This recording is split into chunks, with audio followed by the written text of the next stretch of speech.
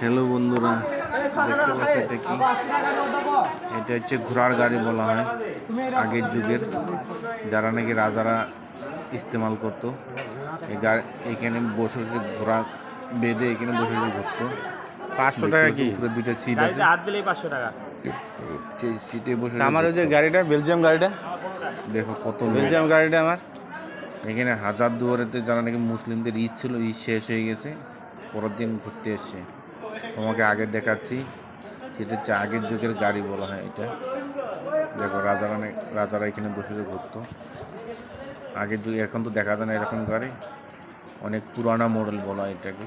হ্যাঁ, কত লোক আসে দেখার জন্য, সবাই সেলফি নিচ্ছে, ভিডিও করতেছে। এটা হচ্ছে আগের আমলের গাড়ি। দেখো সবাই ফটো নিচ্ছে।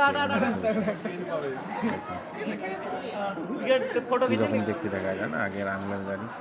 তোমাকে আরো একটা দেখাচ্ছি, কামান বলে, আগের যুগের কামান, যা রাজাদের আমলে ব্যবহার করতো যারা। কামানগুলো দেখে নিন, এখানে দুইটা কামান রাখা আছে। এই একটা দেখে নাও, আগের যুগের কামান বলা হয় এগুলোকে।